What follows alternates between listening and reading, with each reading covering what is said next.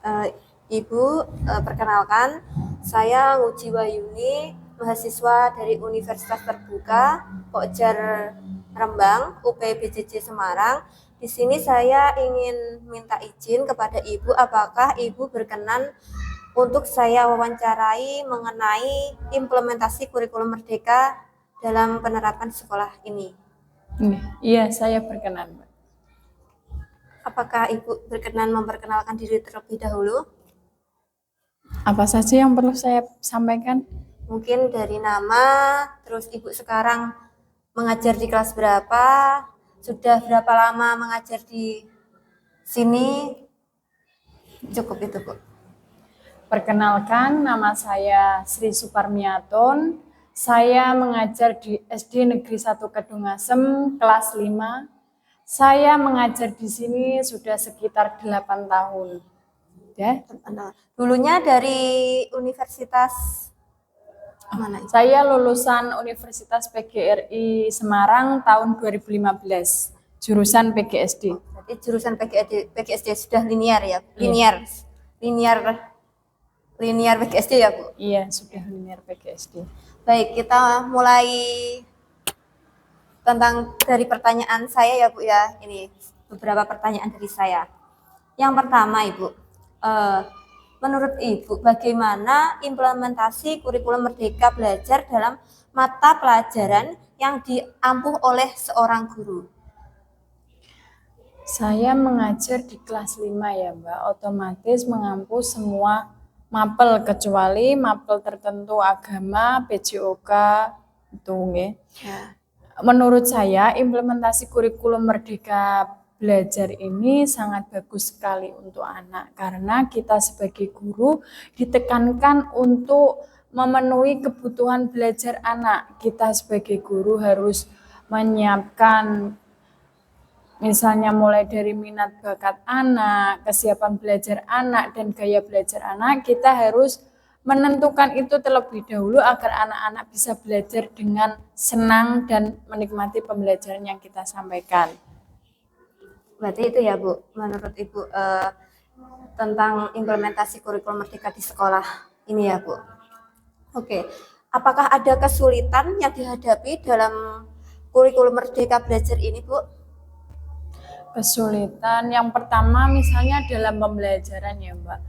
Kita sudah memprogramkan atau membuat perencanaan pembelajaran yang sedemikian rupa. Kadang anak-anak juga mengalami hambatan pada saat pembelajaran. Kita harus pintar-pintarnya sebagai guru untuk mengelola kelas supaya mereka perhatiannya terpusat pada pembelajaran sehingga pembelajaran itu sendiri dapat berhasil. Selain dari pelaksanaan pembelajaran sendiri, mungkin guru dirasa kesulitan atau namanya apa ya, untuk administrasi mengajarnya. Untuk Merdeka Belajar khususnya kelas 5 ini banyak administrasi yang belum tersedia di web-web atau apa di Google itu ya Mbak. Sementara kita sebagai guru juga harus memiliki administrasi itu. Makanya kita juga masih belajar dan meraba serta mencari-cari informasi mengenai kurikulum Merdeka itu sendiri. Oke, berarti untuk kesulitannya di administrasi ya Bu. Kalau untuk pembelajaran gitu tidak. Kalau di pembelajaran itu insya Allah kalau gurunya mau mengembangkan dirinya, bisa melalui pelatihan, mengikuti diklat, itu banyak sekali ilmu yang bisa didapatkan dan guru itu bisa mengembangkan kompetensi-kompetensinya untuk memajukan dan menciptakan pembelajaran yang berpihak pada murid dan pembelajaran yang menyenangkan sehingga murid itu sendiri dapat termotivasi dan murid bisa senang menikmati pelajaran dan capaian tujuan pembelajaran itu sendiri dapat tercapai. Oke. Nah tadi kan ada ya Bu kesulitan untuk administrasi. Nah itu bagaimana Bu upaya menangani kesulitan tersebut menurut Ibu? Iya. Upaya untuk menyediakan administrasi yang kurikulum Merdeka ini. Kalau untuk sementara ini biasanya itu di KKG itu dilaksanakan hari Sabtu. Biasanya itu guru-guru berkumpul, dikelompokkan. Kelas 5 kumpul dengan kelas 5, kelas 1, kelas 2, dan seterusnya.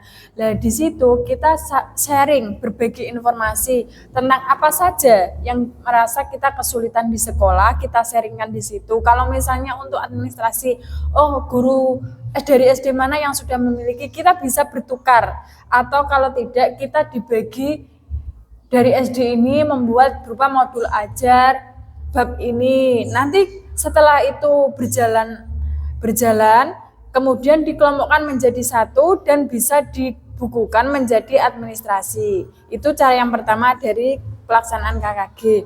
Selain itu kita bisa mencari di platform Merdeka Mengajar. Itu juga sudah ada ketersediaan tentang administrasi kurikulum Merdeka. Kita bisa mengaksesnya. Selain itu, saya juga mencarinya itu di website di Google itu, Mbak. Itu yang bisa saya peroleh administrasi untuk menunjang pembelajaran saya, Mbak. Oke, berarti untuk menangani kesulitan itu sudah ada jalan ya Bu ya, itu tadi. Alhamdulillah sudah ada jalan, walaupun mungkin pelaksanaannya sampai ini dirasa belum lengkap, lengkap dan maksimal. Oke. Ini yang terakhir ya Bu. Bu, menurut Ibu itu bagaimana antusiasme dan hasil belajar siswa dalam penerapan kurikulum Merdeka? Antusias siswa itu bagaimana dan hasil belajarnya itu bagaimana? Kalau di kurikulum Merdeka ini kita sebagai seorang guru dituntut untuk menciptakan pembelajaran yang aktif, kreatif, bisa membuat siswanya senang. Otomatis kita sebagai guru kan harus menyediakan media-media pembelajaran yang menarik kan, Mbak. Nah, dengan media-media pembelajaran yang menarik itu otomatis akan menarik minat siswa untuk lebih serius, antusias siswa akan tertarik, lebih semangat. Nah, dengan seperti itu saya rasa antusiasme siswa akan meningkat dan juga tentunya akan mempengaruhi hasil belajar siswa juga akan meningkat. Oke, baik. Berarti itu ya Bu, dalam penerapan kurikulum Merdeka ini banyak itu ya, semakin kurikulum semakin baik, positif.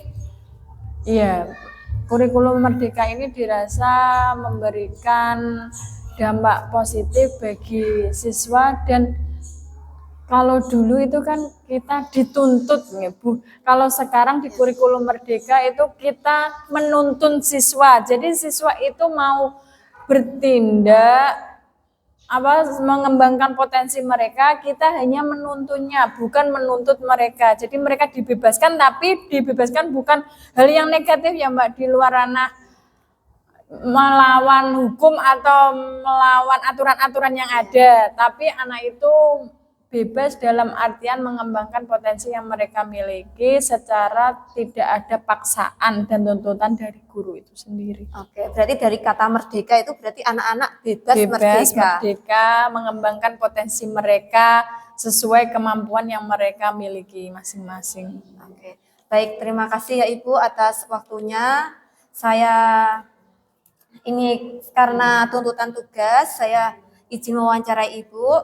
Cukup sekian, saya akhiri. Terima kasih Bu atas waktunya.